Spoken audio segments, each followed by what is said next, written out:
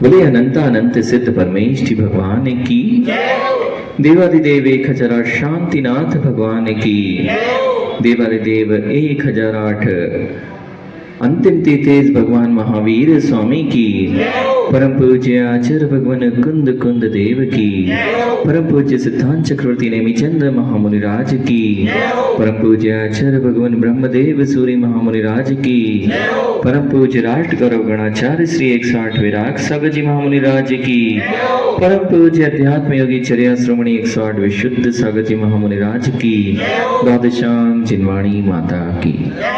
पूज्य मुनि 108 समर्थ सागर महाराज पूज्य मुनि जो शील सागर जी महाराज की, समस्त मुनि संघ की।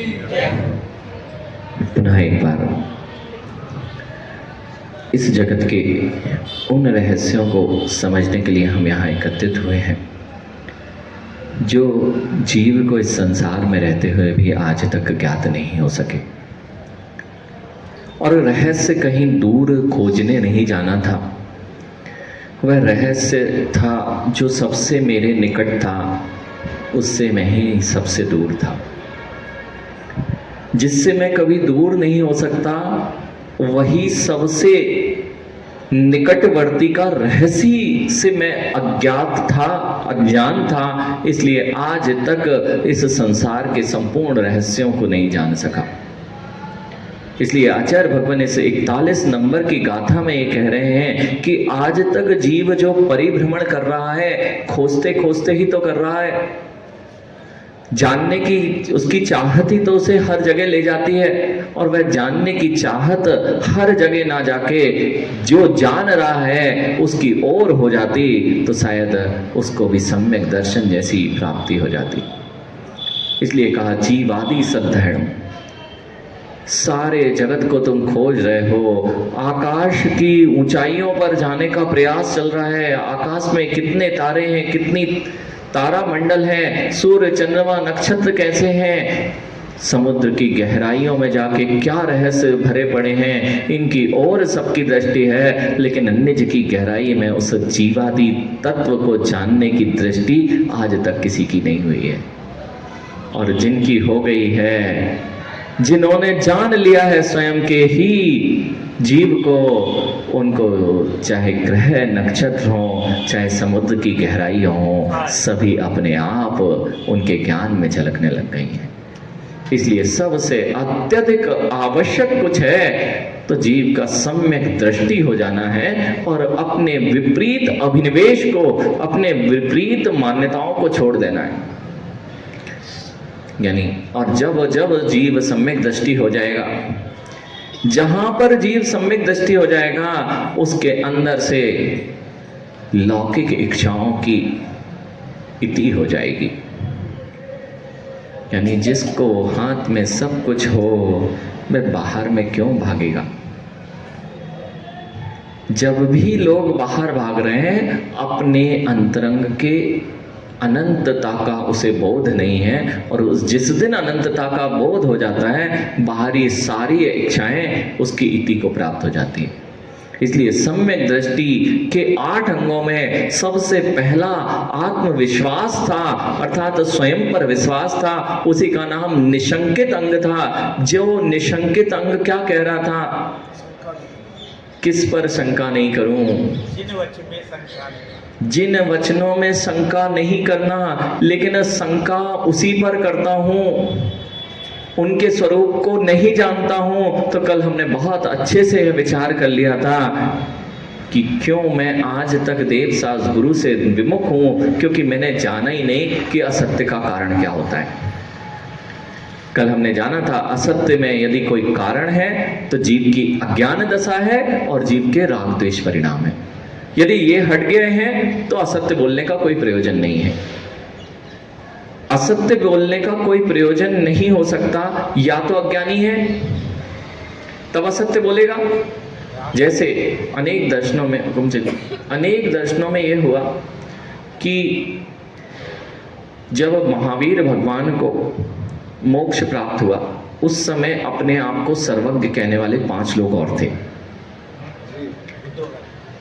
वे अपने आप को सर्वज्ञ कहते थे, मैं बोधि प्राप्त कर ली है, मुझे बोध हो गया है। यानी उनकी बोधि इतनी थी कि उन्हें संसार में यह जो जीवन दिखाई दे रहा था उसकी सत्यता कि भैया इसका मृत्यु होना है, वो मृत्यु होना है तो क्षणिक दिखाई देने लगा संसार, ऐसी बोधि होना थी। लेकिन जब भगवान महावीर स्वामी को केवल ज्ञान की प्राप्ति हो गई, तब उनके शिष्यों से, ऐसे सर्वज्ञ, कथित सर्वज्ञों के शिष्यों का जब मिलन हुआ और स्वर्ग नरक की व्याख्याएं, आत्म तत्व की व्याख्याएं, 6 द्रव्यों की 50 काय की व्याख्याएं जब महावीर भगवान के शिष्यों से, ऐसे कथित सर्वज्ञों के शिष्यों ने सुनी, तो वे अपने गुरु के पास गए और पूछा कि महावीर भगवान को केवल ज्ञान की प्राप्ति हो गई है और उन्होंने जो चीजें अभी तक किसी ने वर्णित नहीं की, ऐसी वर्णन करना प्रारंभ किया, क्या स्वर्ग नरक होते हैं? उन्होंने अपने गुरु से पूछा जो उस समय उनके लिए भगवत्ता को प्राप्त थे। हे बंदे, वे नाथ पुत्र के शिष्य, उन नाथ पुत्र को केवल ज्ञान हो गया है और उनकी दिव्य ध्वनि गिर रही है। दिव्य ध्वनि के अंतर्गत उन्होंने ऐसे ऐसे तत्वों का व्याख्यान, स्वर्ग नरक होते हैं और स्वर्ग नरक की अमुक अमुक व्यवस्थाएं और वहां की संरचनाओं का वर्णन किया है, क्या नहीं? अनंत, जिस दिन बेटा जिनेंद्र भगवान द्वारा कथित करणान योग का अध्ययन हो जाएगा ना, उस दिन अपने आप सर्वज्ञता पर विश्वास हो जाएगा।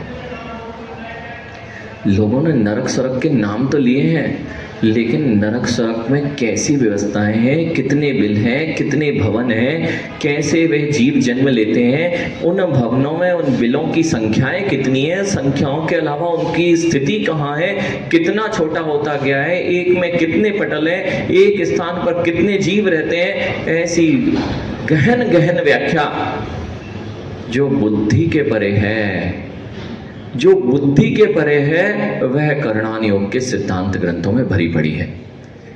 इसलिए जब करणान योग, उसे गणित शास्त्र भी कहा जाता है, और गणित में प्रवेश सबका नहीं होता, ध्यान रखना। गणितीय विद्या, करणान योग कहो या गणित शास्त्र कहो, गणितीय विद्या में प्रवेश नहीं होता और वह गणितीय विद्या को नकारने की सामर्थ्य किसी की नहीं होती। आज जितना भी सब कुछ दिखाई देता है, गणितीय विद्याएं, चाहे आप खगोल की बात करो, चाहे भूगोल की बात करो, चाहे आकाशीय जो आज अंतरिक्ष विज्ञान की बात चल रही है, वह सब गणितीय गणनाओं पर ही तो आधारित है। और जब करणान योग गणित शास्त्र को पढ़ते हैं, तब समझ में आता है अभी तुम क्या खोज पाओगे। जो सूत्र जिनेंद्र भगवान की वाणी में कथित हो गए हैं, उनमें कितनी सूक्ष्मता है, अभी तो हम उनको समझने में भी सक्षम नहीं है।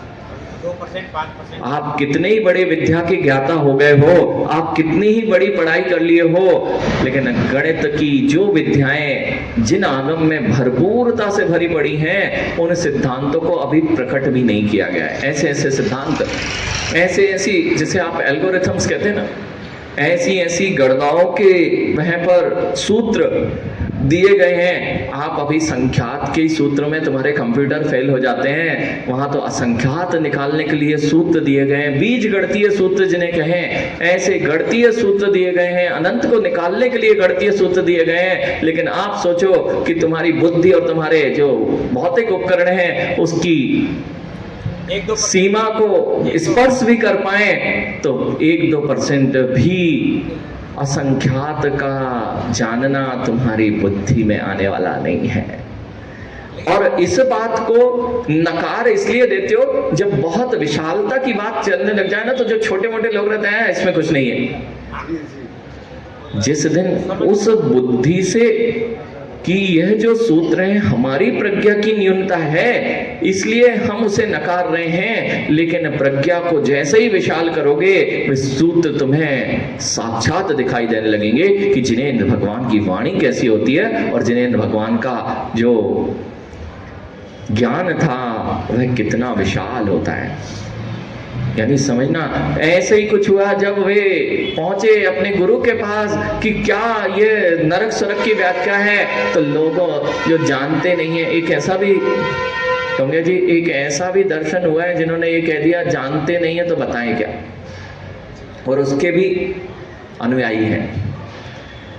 अरे जान के क्या करना है, संकल्प विकल्प बढ़ना है, ज्यादा चीजें जान के क्या करना है, तुम क्या करोगे इससे जान के।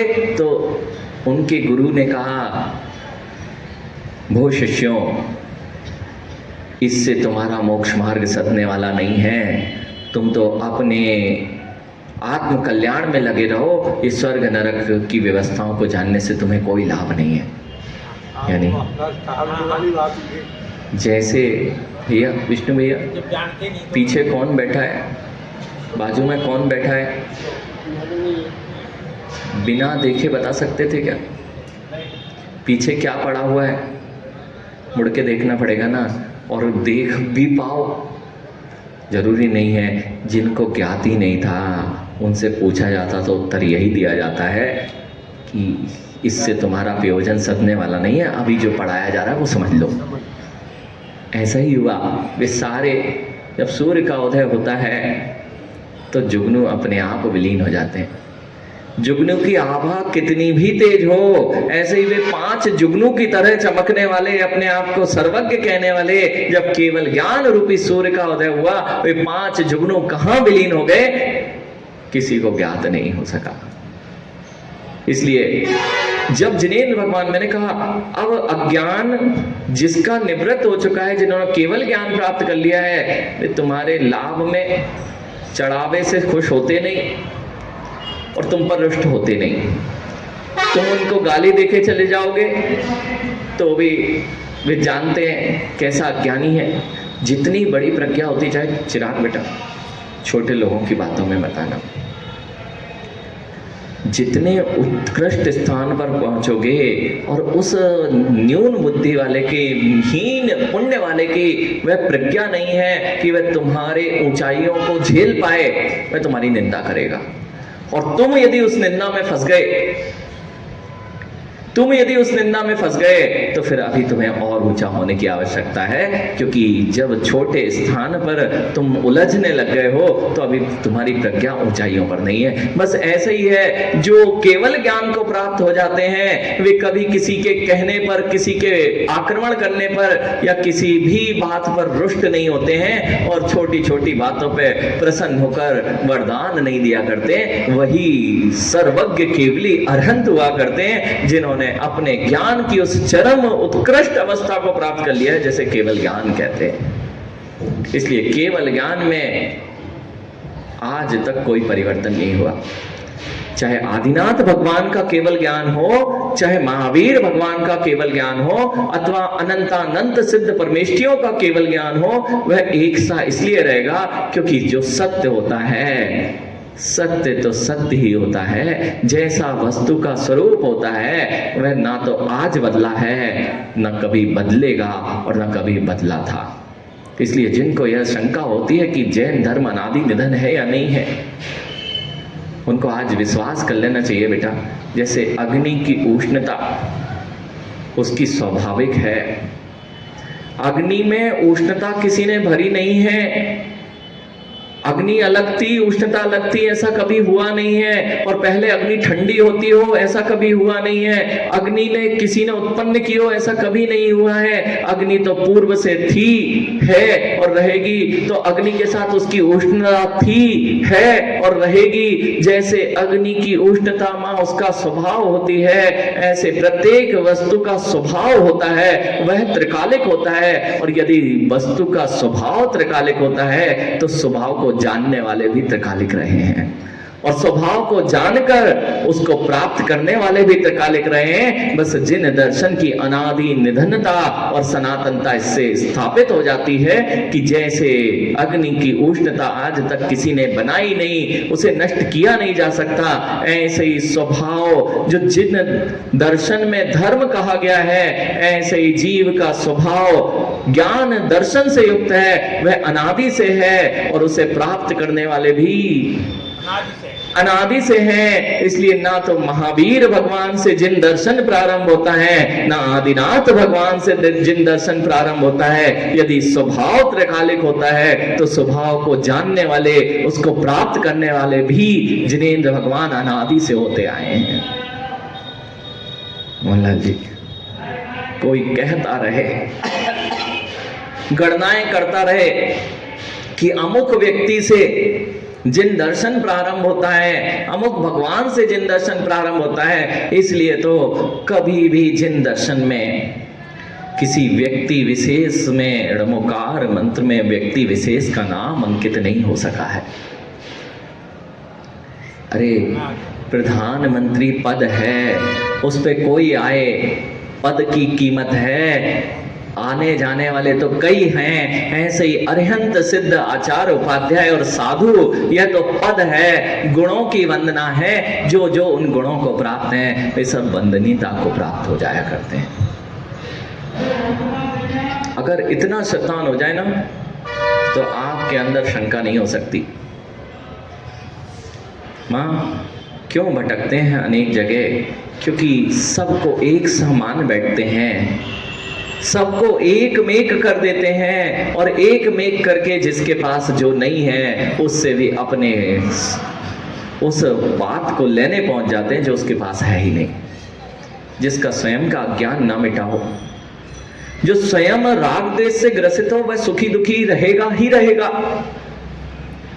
यानी ये बात विचार कर लेना, जब जब तुम्हारे अंदर में किसी के प्रति प्रीति आती है, नियम से तुम्हें दुख का कारण दुख झेलना पड़ेगा, दुख झेलना पड़ेगा। मिल गया तो सुख, और जब तक रक्षा करने के भाव में तो दुख, और वह नष्ट हो गया तो महादुख, और जब तक नहीं मिला तो परम दुख। चिराग, जिस किसी की आंख पर आंख लग जाए ना, किसी युवा की आंख दूसरे की आंख पर लग जाए, बस जीवन कितना सुखी होता है उससे ही पूछना। और यदि वह नहीं मिल पाया तो जीवन में कितना रोना होता है ये उससे पूछना। युवाओं की भाषा में अगर बात करें तो इनको यह समझ में नहीं आता क्या, जितनी प्रीति तुम करते हो उस प्रीति ही तो सबसे बड़ा कष्ट दिया करती है। इसलिए संसार के सारे दर्शनों में हो सकता है द्वेष को खत्म करने की बात की गई हो, प्रतिशोध को दान शांत करने की बात की गई हो, किसी दूसरे के प्रति ईर्ष्या भावों को शांत करने की बात की गई हो, लेकिन जिन दर्शन ये कहता है ईर्ष्या भी नष्ट करना पड़ेगी, तो उसके प्रति प्रीति और वात्सल्य के भावों को भी इति कराना पड़ेगी, तब जाके परम सुख और परम आनंद की प्राप्ति होगी। अंतर समझ में आने लगेगा ज्ञानी। इसलिए वीतरागता के अभाव में और सिक्के में एक पहलू हो, ऐसा कभी संभव नहीं है। अरे सिक्के का एक पहलू कभी देखा और सिक्का नहीं ध्यान आ रहा हो, चिट्टपट नहीं ध्यान आ रहा हो, तो ये क्या भित्ति नहीं देखी है, दीवार नहीं देखी है? बेटा इस दीवार का उस तरफ वाला भाग नहीं है, ऐसा हो सकता है ना? नहीं हो सकता। अरे एक दीवार है, ये वाला भाग दिख रहा है, पीछे वाला भी है, पीछे वाले को हटा दो, नहीं हट सकता। बेटा द्वेष को हटा दो जो कह रहे हैं। द्वेष जब तक नहीं हटता है, जब तक राग नहीं हटता है, और राग द्वेष हट जाएगा तो राग भी हटेगा, तभी राग और द्वेष हटेगा। इसलिए प्रभु के अंदर ना तो किसी के प्रति द्वेष होता है और ना किसी के प्रति राग होता है, वही तो वीतराग अरिहंत परमेष्टि का स्वरूप होता है। मां समझो, नहीं तो भगवान के पास आज जो बात चलने वाली है ये निकांचित अंग की है, ये भगवान कुछ नहीं देते ना। अगर देने लगेंगे ना आशीर्वाद तो भगवान नहीं। विष्णु भैया आपको कभी भगवान जी प्रसन्न हुए? नहीं तो हुक्मचंद जी से पूछ लेना, अध्यक्ष जी हैं ये, पूरी समाज का नेतृत्व करते हैं, यानी समाज का नेतृत्व करते हैं, इनसे तो भगवान बड़े खुश होंगे, बहुत खुश है ना। कभी गए कि नहीं भगवान के पास? अकेले में, सबके साथ तो नहीं, अकेले में तो भगवान ने मुस्कुरा के आशीर्वाद दिया होगा ना। जब मैंने आशीर्वाद मांगा मुस्कुरा के दिया, मुस्कुरा के दिया ना। हाथ उठाए मिले ना भगवान? नहीं, हाथ उठा के नहीं मिले, मुस्कुराए थे। जब मैं देखता हूँ तो मुस्कुराते हैं। यानी मुस्कुराए थे कि नहीं मुस्कुराए? और नहीं मुस्कुराए तो तुम्हारी भक्ति सब बेकार। इतने सालों से आप पूजा कर रहे हो, जिन्हें भगवान की भक्ति कर रहे हो, एक भगवान को प्रसन्न नहीं कर पाए, और माँ टूटे चावल चला के तुम भगवान को प्रसन्न करना चाहते हो। भगवान लो टूटे चावल, तुम्हारे भोग के लिए नहीं माँ, हमारी लोभ के लिए। एक बादाम चढ़ा के मोक्ष का भोग के लिए नहीं, भगवान के भोग के लिए बेटा ये नहीं चढ़ाया जाता है। ये तुम्हारी लोभ कषाय की कितनी निवृत्ति हो रही है, इसके लिए भगवान के चरणों में आके तुम अपनी लोभ कषाय का विसर्जन करने के लिए द्रव्य चढ़ाते हो। इसलिए ज्ञानी विष्णु भैया कोई आए ना संत महात्मा और कहें कि कहाँ भर भर के चढ़ाते हो, क्या क्या चढ़ाते हो, ज्ञानी कहना यही वह स्थान है जहाँ थोड़ा बहुत लोभ कम कर पाता हूँ, शेष तो लाने में जीवन निकाल देता हूँ। लात जाओ, रखत जाओ, मरत जाओ, ऐसा ही चल रहा है, और बाकी तो यहीं पर मेरी लोभ की प्रवृत्ति। इसलिए किसी के कहने पे आके बस पानी की 2 बूंदें छोड़ना मत सीख लेना। हाँ, आजकल तो पानी भी नहीं छूटता, पानी में भी वह चम्मच में कटोरी में 1 बूंद छोटी चम्मच आ गई है और उसे भी चढ़ाएंगे तो 1 बूंद छूटेगी और उसके बाद संजो के रख लेंगे। यानी लोभ की प्रवृत्ति। भगवान को पानी नहीं पिलाया जा रहा था, भगवान को चंदन की आवश्यकता नहीं थी, वे तो सर्व सुगंधित थे, जिनकी सुगंध चहु और व्याप्त है, उनको तुम क्या चंदन और केसर से अर्चन करके दे पाओगे, वे कभी तुमसे प्रसन्न नहीं होंगे। लेकिन हुकुमचंद जी से तो प्रसन्न है। मैं तो बल्कि को कहता हूँ भाई क्यों 150 तो 1.5 मतलब 20 रुपए का नारियल चढ़ा दो, 15 वाला चढ़ा दो मिलते। ज्ञानी यही तो बात है, यही तो गड़बड़ कर दिया आपने। यही मैं आपको सिखा रहा हूं कि जहां तुम्हें हाथ खींचना चाहिए था, तुमने वही व्यापार प्रारंभ कर दिया। यहां तो भगवान को खुद चल नहीं है, 18 वाला क्यों 15 वाला चढ़ाओ, 3 रुपए तो बचेंगे। यानी यहां तो ये नहीं देखना चाहिए, अर्घ चढ़ाया तो 4 द्रव्यों को 8 द्रव्यों को मिला के मां अर्घ बन जाता है। और क्या चाहिए अर्घ चढ़ा के? अनर्घ पद क्या होता है? जिसका कोई मूल्य नहीं उसका नाम अनर्घ पद। और अनर्घ प्राप्त के लिए ये 1 मुट्ठी क्या 3 उंगली में आई द्रव्य का अर्घ। अरे अर्घवान वस्तु का जब विसर्जन होता है तब कहीं जाके अनर्घ पद की प्राप्ति होती है। अर्घवान से अर्घवान द्रव्य चढ़ाया जाता है। तब देखो सत्य तो यह है पूजा करने वाले भी जिनके हाथों में जिन्होंने बच्चों को पूजा करना नहीं सिखाया है वे दरिद्री रहने वाले हैं। जो जिनेंद्र भगवान के चरणों में समर्पण नहीं कर पाएगा चक्रवर्ती से मिलना नहीं तो यानी चौंगिया जी जैसी भक्ति अभी कर रहे हैं हाथ खोल के, आप सब व्यापारी हो और व्यापार में इन्वेस्टमेंट मत करना, रिस्क नहीं लेना, राशि मत लगाना, लौट के मिल जाएगा ना। आज बच्चे इसी बात से डर रहे हैं, इसलिए जॉब और अपने आप को असुरक्षित कर रहे हैं। इनके हाथ से छूटने की प्रवृत्ति खत्म हो गई है, इसलिए व्यापार में भी सफल नहीं हो रहे। आप सब व्यापारी हैं, व्यापार में यदि लगाओगे नहीं तो आएगा नहीं। लेकिन यह व्यापार का केंद्र भी नहीं, यहाँ तो फिर भी जो आपका समर्पण होता है तो वही तुम्हारे लिए मुक्ति और मुक्ति को देने वाला होता है। मुक्ति और मुक्ति चाहिए ना, जिनके हाथ जितने खुले होते हैं वे अपनी राग और द्वेष रूपी कषायों को कम करके जिनेंद्र भगवान के पास समर्पित हैं। यही भक्ति अगर साक्षात तो भुक्ति का कारण है और साथ ही साथ परंपरा से मुक्ति का कारण कही गई है। ऐसा जो लोग नहीं मानते ना, ऐसे लोग आ गए जैन दर्शन में भी, वो ये कहते हैं कि भगवान की भक्ति तो पुण्य का कारण है, इससे मुक्ति नहीं मिलती। तो वे जय धवल जैसे वीरसेन स्वामी जैसे ग्रंथों को नकारने की सामर्थ्य रखते हैं। आचार्य कुंद भगवान को नकारने की सामर्थ्य यदि किसी के पास है तो इन जीवों के पास है, जिन्होंने पुण्य को हे बताकर और पुण्य की सारी क्रियाओं को छोड़ना प्रारंभ कर दिया है। पुण्य भी संसार का कारण है। पुण्य संसार का कारण ही मात्र नहीं है, पुण्य संसार से मुक्ति का भी कारण है। ऐसा जिनेंद्र भगवान का कथन है और ऐसा पूर्वाचार्यों का कथन है। और जिनकी बुद्धि में ये नहीं चढ़ पा रहा है, अभी उनका संसार अपरिमित शेष है। अपरिमित शेष है, इसलिए विवक्षाओं को समझना। अब देखना ज्ञानी, व्यापार करने यहां नहीं आना। माँ हुकुमचंद जी से पूछ रहा था मैं, भगवान प्रसन्न हो गए ना? यानी भित्ति की एक दीवार इस तरफ दिखाई देगी तो दूसरी हो जाएगी। अगर तुम पे भगवान प्रसन्न है तो टोंगिया जी पे नाराज हो जाएंगे। एक कर प्रीति, आप कहते हो हमारे किसी से द्वेष नहीं है, यानी जब तक तुम्हारे अंदर राग बैठा है ना, तुम्हारे अंदर द्वेष का भाव हो नहीं सकता। और अगर तुमने भगवान को आते आते भक्ति में प्रभावित कर लिया और भगवान तुमसे प्रसन्न हो गए तो तुम्हारे भगवान द्वेषी भी हैं। इसलिए भगवान ना तो सुखी होंगे, ना तुम्हारी कितनी पूजा कर लो। माँ आपसे आज तक भगवान रुष्ट क्यों हैं? आपके काम क्यों नहीं बनते हैं? क्योंकि तुमने इन्हें व्यापार का केंद्र बना लिया है। हम कर रहे हैं, तुमने हमें दुखी कर दिया।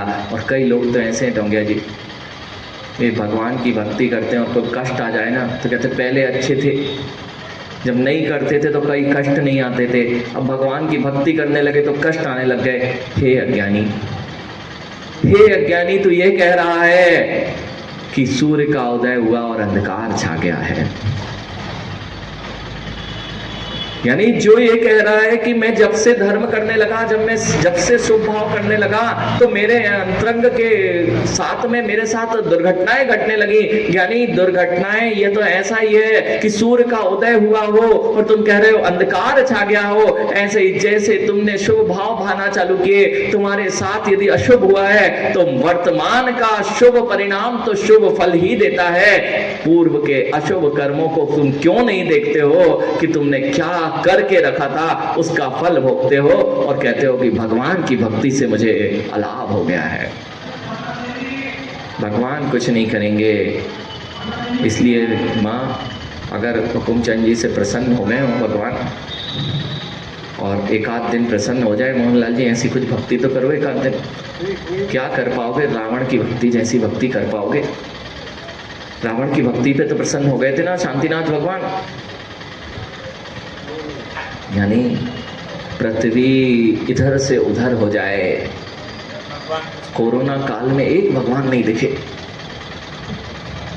कोरोना काल में सारी मानव जाति पर संकट छाया हुआ था। कहां गए थे जिनेंद्र भगवान? कहां गए थे जिनेंद्र भगवान? मैं प्रश्न चिन्ह कर रहा हूं जिनेंद्र भगवान से। तो जिनेंद्र भगवान कहेंगे ज्ञानी मेरा काम यह सब होता ही नहीं कि मैं तुम्हारे दुख दर्द में तुम्हारे दुख दर्द को बांटने आऊँगा। मैं तो इनसे बहुत ऊपर हो चुका हूँ। जिसको ना तो किसी से प्रीति है वह तो मात जानन देखनहार है, ना कि किसी के करता। माँ समझ में आ रहा है? समझ में तो आ रहा है, लेकिन श्रद्धा न कर पा रहे हो क्या? जहाँ पर लाभ होता है वहीं मात होता है। भैया यही स्थिति दिखाई दे रही है। यहाँ क्या मिलता है जहाँ पर अगर यहीं पे टोंगिया जी ये भीड़ कम क्यों है? कल से अपन एक काम करते हैं, एक आध कलश रखवा देते हैं, समझना। एक कलश एक जन रख के जाए और तुम्हारे यहाँ धन संपत्ति बढ़ जाए। और नहीं तो महाराज के पास 2-4 आटी और रख दो और तिलक रख दो और बोल दो, प्रसिद्धि कर दो, महाराज आटी बांध रहे हैं और तिलक लगा रहे हैं। जो जो तिलक लगा के विष्णु जी आप कर सकते हो। आपकी बात जो प्रतिष्ठित व्यक्ति है अगर उनने 2-4 ने बोल दिया तो यहाँ प्रांगण खाली नहीं रहेगा। यानी बस यही तो तुम्हारी सबसे बड़ी अज्ञान दशा है कि तुम केवल जहाँ लाभ दिखता है व्यापार करने भगवान के पास नहीं आया जाता है। भगवान के पास भी व्यापार करोगे तो संसार में ही तुम्हारे साथ व्यापार होता रहेगा। माँ इसलिए तो भगवान पे आस्था नहीं होती कि ये कुछ देते नहीं, ये कुछ करते नहीं, ये कुछ करें तो हम इनके पास आएं।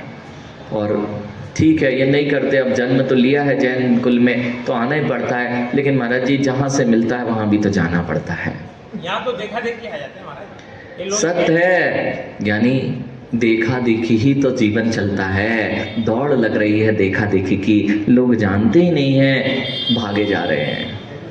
उसने देखा चिराग अनंत संसार में क्या देखा है जीव ने, जैसे ही देखा पापा भाग रहे थे, बड़े होके मुझे भी भागना है। वो पड़ोसी का बेटा भाग रहा है, वह अमुक नंबर ले आया है, वह विदेश में पढ़ रहा है, वह विदेश में जॉब कर रहा है। माँ कहती है बेटा भाग, तू कैसे बैठा हुआ है, तू भी भाग। और भागते भागते अपने जीवन का अंत कर देता है और वह दौड़ समाप्त नहीं होती। और माँ दूसरे का क्या कहे, स्वयं के जीवन में देख लो ना, कभी विचार से कोई कार्य किया कि बस भागते भागते ही जीवन व्यतीत किया, कभी विचार से कोई कार्य नहीं किया, मैंने तो अपना जीवन ही भागते भागते अंत कर दिया। लेकिन जिसको यह बात समझ में आ जाती है भैया, वे ना तो किसी चमत्कार से प्रभावित होते हैं, जो अरिहंत के स्वरूप को जान लेते हैं, जो वीतरागता पूर्ण और हितोपदेशी उनकी जिनवाणी को समझ लेते हैं, वे कभी किसी से प्रभावित नहीं होते हैं। कितना ही बड़ा उपद्रव हो जाए, कितना ही बड़े अतिशय हो जाए,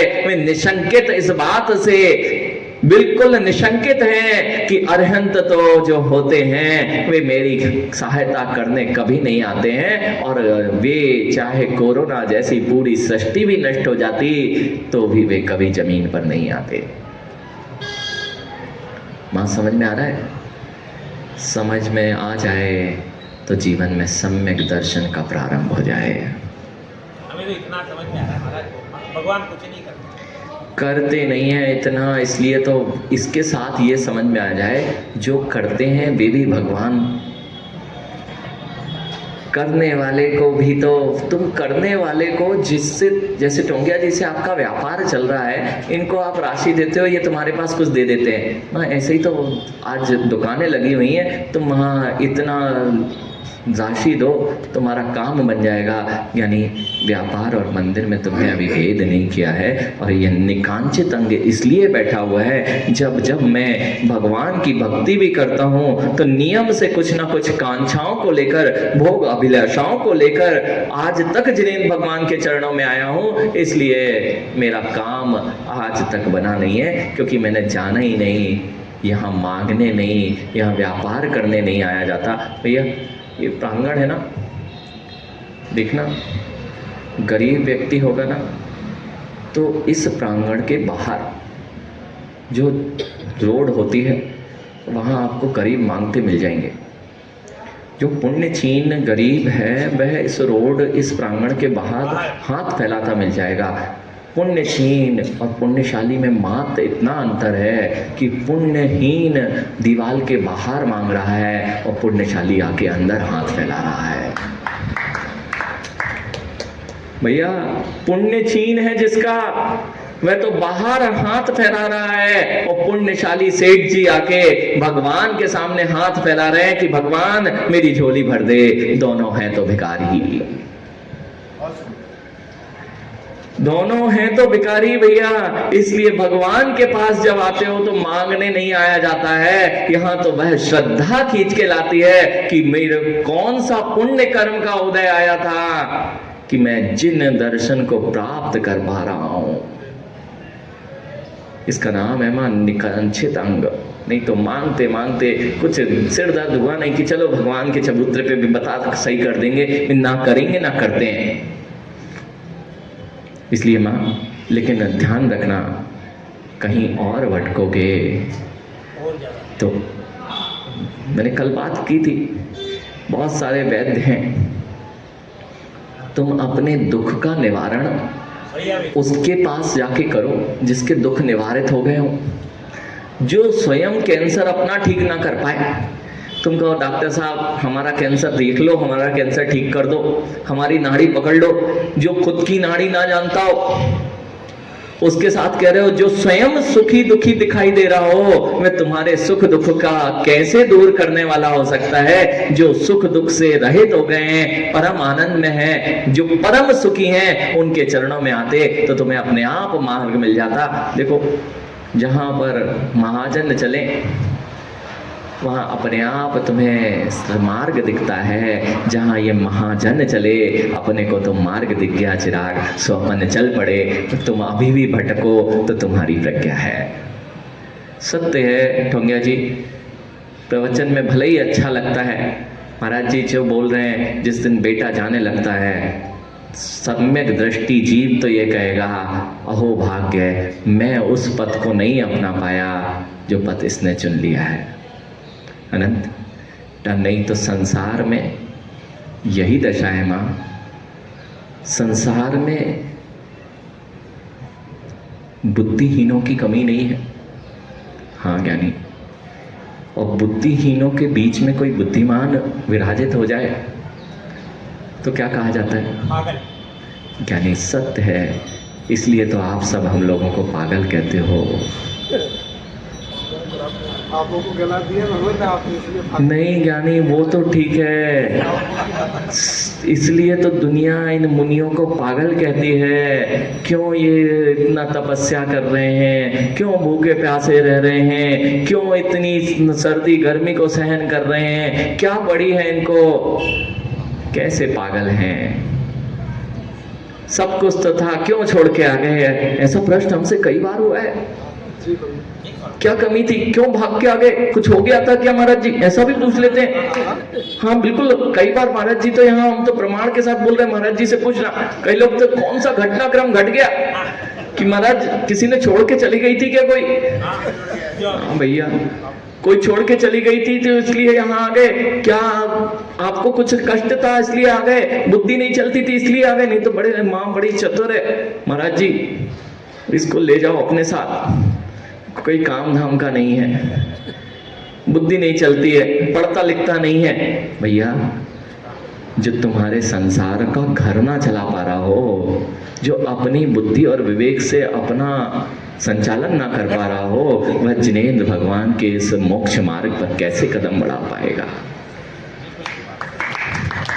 इसलिए ज्ञानी, मैंने क्या कहा, बुद्धिहीनों के बीच में बुद्धिमान आ जाए तो उसे पागल कहा जाता है। इसलिए जगत भले ही उसे पागल कहता हो, जिनेंद्र भगवान की मुद्रा को धारण करने वाले, नग्न रहने वाले इन जीवों को लोग कई बार कह देते कैसे घूम रहे हैं, लेकिन तुम क्या जानो पागल कौन है?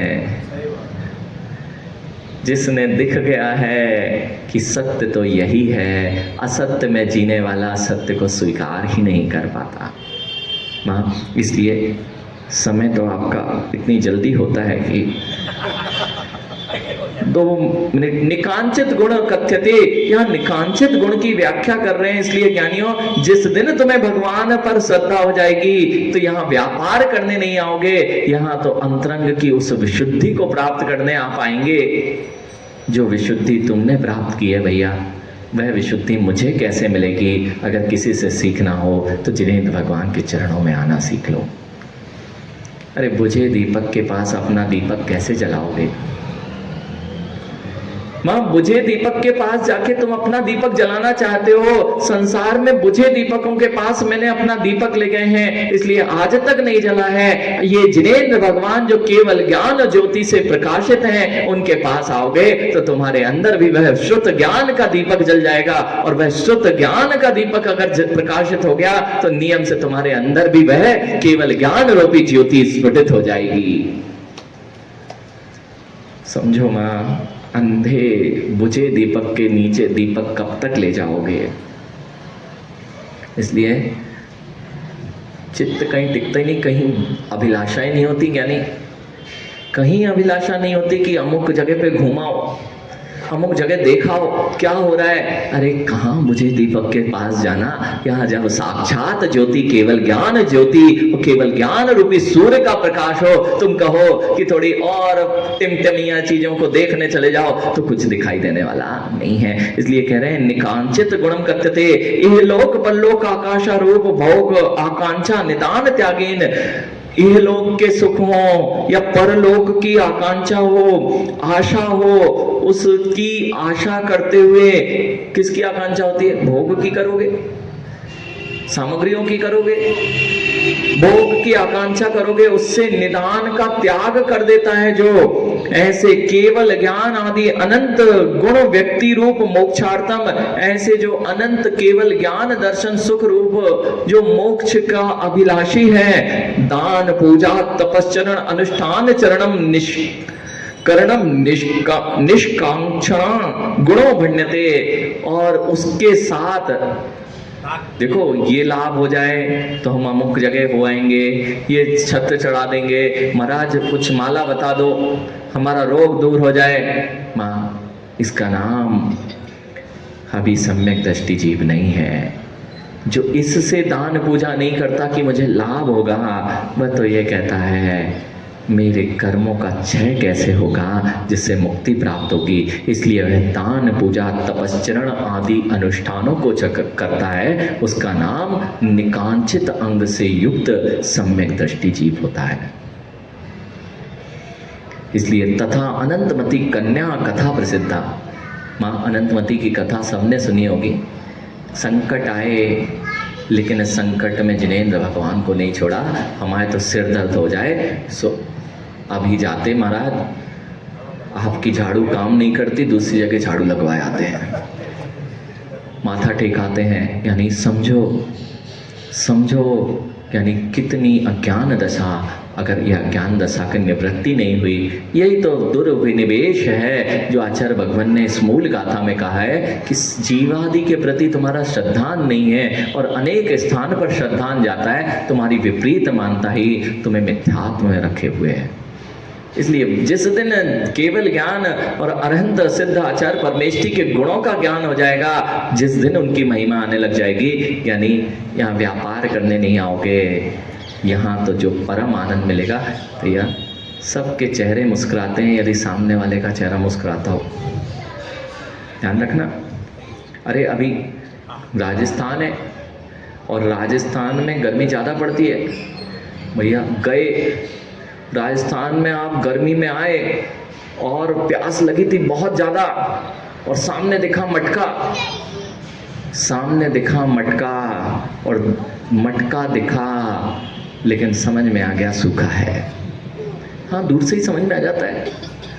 मटका यदि कहीं रखा होगा तो दूर से समझ में आ जाएगा सूखा है कि गीला है। और यदि गर्मी में आए अतृप्त हो और सामने मटका भरा है और दिख गया है भरा हुआ है, बताओ अभी दिखा है, आनंद आना प्रारंभ हो जाता है कि नहीं? समझना मां, मटका भरा हुआ ठंडा पानी उसमें है, और जैसे ही तृषातुर हो तुरंत दिख जाए कि अरे भरा हुआ है ये मटका। जिस दिन वह दिख जाता है, अभी पिया नहीं है फिर भी शांति का वेदन होने लगता है। ऐसे ही इस जिनेंद्र भगवान के चरणों में जिसको दिख जाता है कि इनका ही मटका भरा हुआ है, उसका चेहरा जिनेंद्र भगवान देव साहस गुरु के पास आकर ऐसा खिल जाता है जैसे एक पानी से अतृप्त व्यक्ति का जीव का चेहरा पानी को देख के खिल जाता है।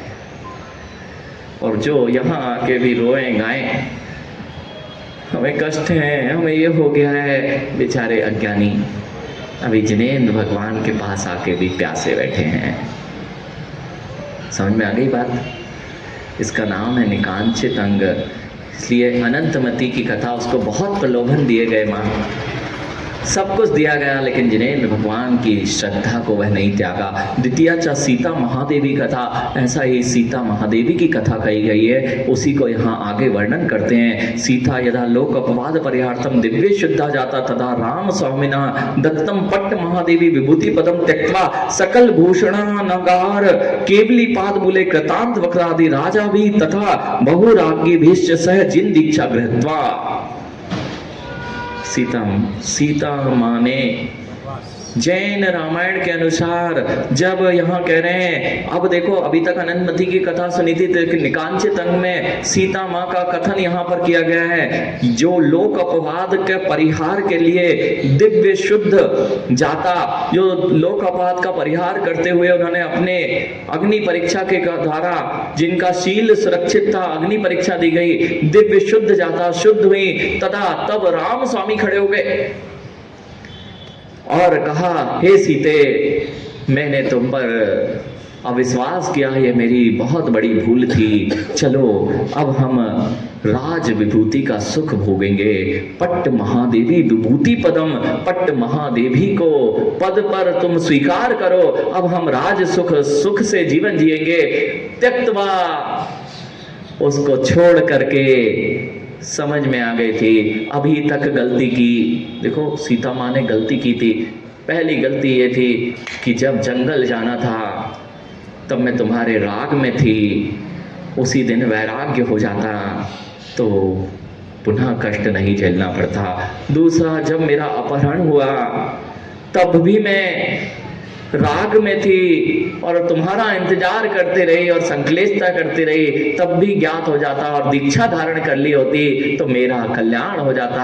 अब पुनः वह मौका आया है, अब पुनः गलती नहीं करूंगी। अब तो मैं सकल भूषण नगार केवली पाकुले, ऐसे सकल भूषण अनगार केवली भगवान के सकल भूषण नामक मुनिराज के चरणों में जाके केवली के पाद मूल में कृतांत वक्रादि, जो कृतांत वक्र हैं, आदि राजा भी आदि राजाओं के द्वारा तथा बहुत सी रानियों के साथ में सह जिन दीक्षा गृहीत्वा, उन्होंने जिन दीक्षा को धारण कर लिया।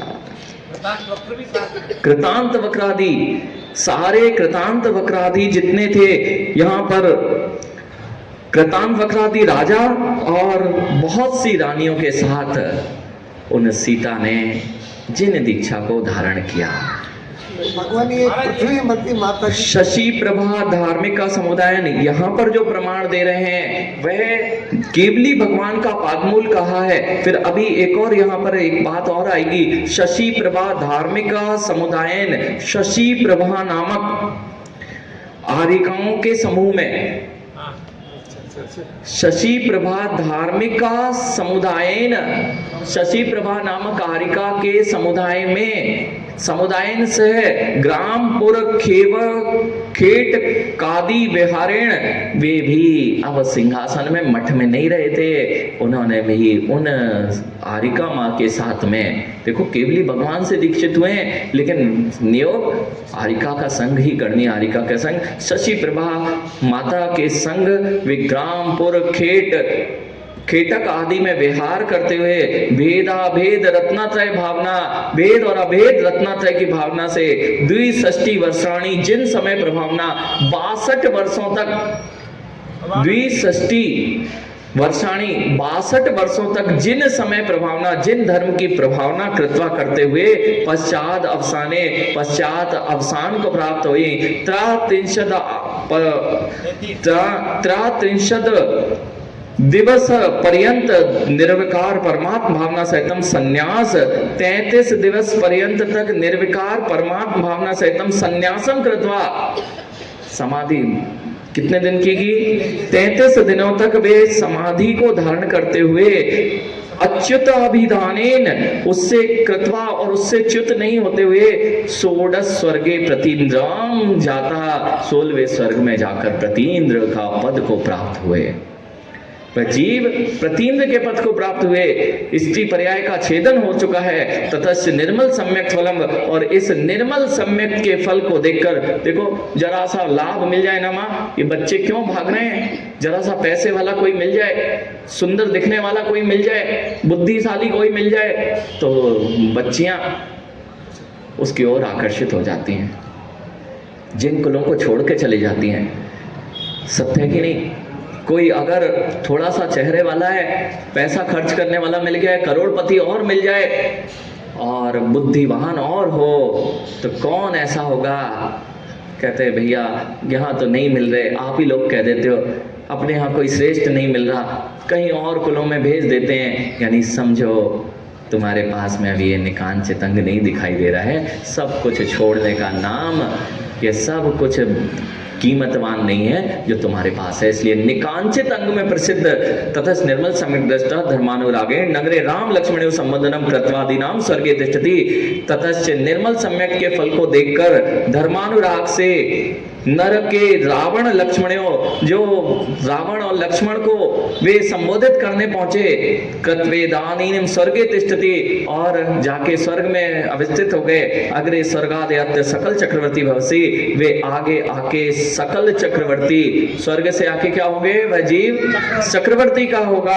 तब वह रावण लक्ष्मी धरो तस्य पुत्रो भविष्यति, और उस चक्रवर्ती के 2 पुत्र होंगे, जिसमें रावण का जीव और लक्ष्मण के जीव को उनका पुत्र बताया गया। ततश्च तीर्थंकर पाद मूले पूर्व भवांतरम दृष्टवा, उसके पश्चात वे तीर्थंकर के पाद मूल में पूर्व भवों का दृष्टांत जान करके पुत्र द्वयन सह, पुत्र 2 पुत्रों के सहित परिवारेण च सह, और सातपूर्ण परिवार के सहित जिन दीक्षा को ग्रहण करेंगे, और वेदा भेद रत्नातय भावनाया, वेदा भेद रत्नातय की भावना से पश्चात अनुत्तर विमान, वहां से वे तीनों के तीनों अनुत्तर विमानों में जन्म लेंगे। त्रयो अपि, तीनों ही अहमेंद्र भविष्यन्ति, वे अनुत्तर विमानों में अहमेंद्र होंगे। तस्मात् गत्या, वहां से आकर के रावण तीर्थंकरो भविष्यति, रावण तो तीर्थंकर पदवी को धारण करेंगे। सीता च गणधरिति, और वे सीता का जीव जो है वह उन्हीं का गणधर परमेष्टि बनेगा। लक्ष्मीधरो, और जो लक्ष्मीधर हैं वे धात की खंड दीप के तीर्थंकर बनेंगे। इति व्यवहार निष्कांक्षित गुणों व्याज्ञातव्या, ऐसे व्यवहार से निकांक्षित गुण को जानना चाहिए। निश्चयन पुनः, और निश्चय से निष्कांक्षित क्या है वो भी कहते हैं, एक पंक्ति और है, निश्चय से पुनः तस्सेव व्यवहार निकांक्षम गुणस्य, निश्चय से पुनः वह व्यवहार रूप निकांक्षित गुण का सहकारित्वेन, सहकारी होने से, दृष्ट सुत अनुभूत पंचेंद्रिय भोग त्यागेन, जो मैंने भोग भोगे ना, देखे हुए, सुने हुए, अनुभूत किए हुए, इन्हीं में मैं रमता रहता हूं, ऐसे दृष्ट श्रुत अनुभूत पंचेंद्रिय भोग को त्याग के निश्चय रत्नात्रय भावना उत्पन्न, निश्चय रत्नात्रय की भावना से उत्पन्न परमार्थिक स्वात्मोक्त, परमार्थिक जो स्वात्मोक्त स्वा के सम्मुख जो सुखामृत रसे, जो सुख रूपी अमृत का रस पान में चित्त संतोषा, जो चित्त संतोष को धारण करता है, सा एव निकांक्षित, निकांक्षणा गुणा इति, वही निकांक्षित गुण है। भैया इतना सा है निश्चय से, जिसको अपने अंदर के उस अमृत रस का पान आ गया हो, वह बाहर किस बात की अभिलाषा करे। बात समझ में आ गई? इसका नाम था, कितना सरल है ना, यानी इतना सरल है, स्व आश्रिति तो है, अपने आप की अनुभूति ले लो। आज सुबह ही तो पढ़ा था, सबसे सुलभ कोई चीज है तो रत्नात्रय धर्म है, जो अपने पास है, बाहर से कुछ नहीं करना है, और जिस दिन वह ज्ञात हो जाता है, जीव का आनंद भंग करने वाला कोई दूसरा नहीं होता है। इसी का पुरुषार्थ किया जाए, शेष पुनः विचार करेंगे। बोले महावीर भगवान की